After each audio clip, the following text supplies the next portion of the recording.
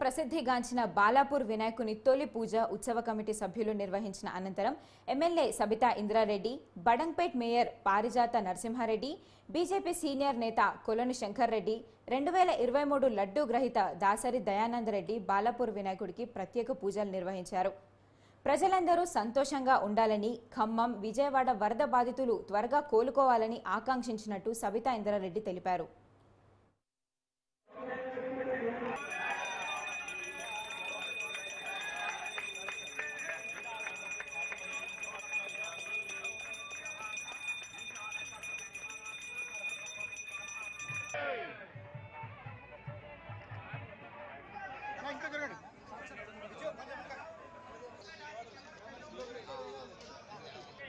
కొంచెం జరగండి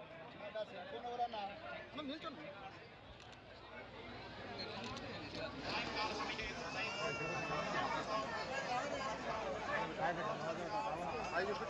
దాచిపెట్టు దాచిపెట్టు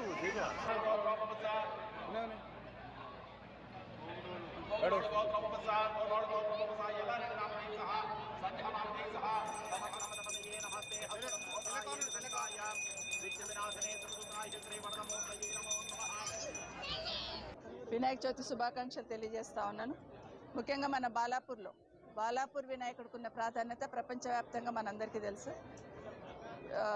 ఉత్సవ కమిటీ నిరంజన్ రెడ్డి గారి టీం అందరికీ కూడా అభినందనలు తెలియజేస్తా ఉన్నా. ఎప్పుడు చేసినా కూడా ప్రశాంతంగా జరిగేటట్టు, వేలాది మంది ఇక్కడ భక్తులు వచ్చినా కూడా వాళ్ళందరికీ అసౌకర్యం లేకుండా బాగా ఏర్పాట్లు చేసిన టీం అందరికీ కూడా సహకరించిన అందరికీ అభినందనలు తెలియజేస్తా ఉన్నాను.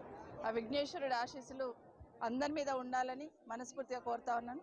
ఏ కార్యక్రమాన్ని, ఏ పూజ మొదలుపెట్టినా మొదటి పూజ అందుకునేటోడు విఘ్నేశ్వరుడు. ఎలాంటి విఘ్నాలు రాకుండా ఏ కార్యక్రమం తీసుకున్నా దిగ్విజయంగా పూర్తయ్యేటట్టు దీవించమని మనస్ఫూర్తిగా కోరుతూ ఉంటాం. ఈ సందర్భంగా కూడా ఈ రాష్ట్ర ప్రజలందరూ సుఖ సంతోషాలతో ఉండేటట్టు, ఎక్కడ కూడా ఇబ్బంది లేకుండా ఉండేటట్టు అందరినీ దీవించమని ఆ విఘ్నేశ్వరుని కోరుకుంటా ఉన్నాను. మొదలుపెట్టే ఏ కార్యక్రమం అయినా ఇక్కడికి వచ్చి ఆయన సన్నిధిలో కోరుకుంటున్న ప్రతి ఒక్కరు కోరికలు నెరవేరేటట్టు, వాళ్ళకి విఘ్నాలు రాకుండా ఉండేటట్టు కాపాడమని ఆ వినాయకుడిని కోరుకుంటూ, అదేవిధంగా నిమజ్జనం రోజు కూడా మొదటగా మన బాలాపూర్ వినాయకుడే మొదలు ఇక్కడ నుండి స్టార్ట్ అవుతూ ఉంటాడు. అంత ప్రాధాన్యత మన బాలాపూర్ వినాయకుడికి ఉంది. ఈ ప్రాంతం శాసనసభ్యురాలుగా నేను ఉండడం అనేది నేను పూర్వజన్మలో చేసుకున్న పుణ్యంగానే భావిస్తాను. నిజంగానే మన బాలాపూర్ వినాయకుడు ఉన్న ప్రాంతానికి నాకు సేవ చేసే భాగ్యం కలిగించిన వినాయకుడికి ప్రత్యేకంగా ధన్యవాదాలు తెలియజేస్తా ఉన్నాను. ఇదే కాకుండా ఇక్కడున్న మొన్న మన ఖమ్మంలో వర్షంతో చాలామంది ఇబ్బందులు పడ్డారు. ఆ దేవుడికి మనస్ఫూర్తిగా కోరుతా ఉన్నాను. అక్కడ చూసిన తర్వాత మనసు కలిసివేసింది. వాళ్ళందరూ కోలుకునేటట్టు, ఆ ఖమ్మంలో వరద వల్ల బాధపడ్డ, ఇబ్బంది పడ్డ వాళ్ళందరూ కోలుకునేటట్టు, అది విజయవాడ కావచ్చు, మన ఖమ్మం కావచ్చు, ఎక్కడైనా కూడా వరద వల్ల ఇబ్బందులు పడ్డ వాళ్ళందరూ తొందరగా కోలుకుంటట్టు వాళ్ళకి శక్తి నియమైన విఘ్నేశ్వరుని కూడా కోరుకుంటూ ఈ రాష్ట్ర ప్రజలందరూ సుఖ సంతోషాలతో ఉండాలని మరొకసారి మనస్ఫూర్తి కోరుతాను. వినాయక చవితి మన వినాయకుడు అంటే ఖైరతాబాద్, ప్రసాదం అంటే బాలాపూర్ లడ్డు. ఈ బాలాపూర్ లడ్డుకి ఇంత ప్రాముఖ్యత ఉందంటే ఈ లడ్డు గురించి మహిమ గల లడ్డు కాబట్టి ఇంతమంది భక్తులు కానీ ఇక్కడ రావడం జరుగుతుంది. నేను ఎందుకు ఈ బాలాపూర్ లడ్డు తీసుకోవద్దని నేను ఎందుకు అనుకున్నాను. నేను కూడా తీసుకోవాలి కదా, మనం కూడా పార్టిసిపేట్ చేయాలి అని చెప్పేసి బాలాపూర్ లడ్డు 2022లో ఫస్ట్ వేలంపాటలో పాల్గొన్నాను. వేలంపాటలో పాల్గొన్నప్పుడు అక్కడ ఉత్సవ సమితి వాళ్ళ గైడ్లైన్స్ ప్రకారం నేను పార్టిసిపేట్ చేయడం జరిగింది. 24,60,000 మధ్యలో ఆగిపోవడం జరిగిపోయింది.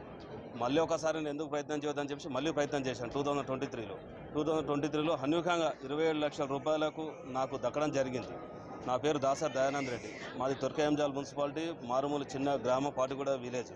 ఈ లడ్డూ తీసుకున్న తర్వాత అష్టైశ్వర్యాలు కానీ, సుఖ సంతోషాలు కానీ అన్ని రకాలుగా నాకు మంచి మేలు జరగడం జరిగింది. భాగ్యనగర గణేష ఉత్సవ సమితికి అనుసంధానంగా బాలాపూర్ గణేష ఉత్సవ సమితి కులాలు, మతాలు, రాజకీయాలకు తావు లేకుండా ఒక జాతీయవాదం, దేశభక్తి, దైవభక్తితో జరిపేటువంటి మహా గణేష ఉత్సవాలు ఈనాడు మనం యావత్తు భాగ్యనగరంలో వాడలా ప్రారంభం చేసుకున్నాం. లక్షలాది గణేష మండపాల యొక్క స్వాగత పండగ ద్వారా ఈనాడు హైదరాబాద్లో భాగ్యనగరం జరుగుతూ ఉంది. నిమజ్జనం కూడా రేపు 17వ తేదీన భాగ్యనగరంలో ఉన్నటువంటి వినాయక సాగరంలో అనంత చతుర్దశి రోజున 17వ తేదీన ఈ యొక్క ఉత్సవాలు ముగించబోతా ఉన్నాయి నిమజ్జనం ద్వారా.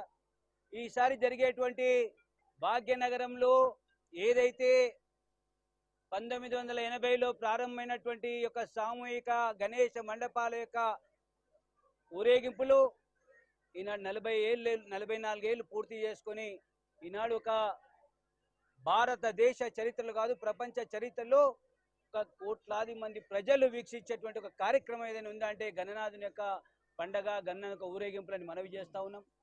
ఈసారి జరిగేటువంటి నిమజ్జనంలో ఒక ప్రాముఖ్యత ఉంది.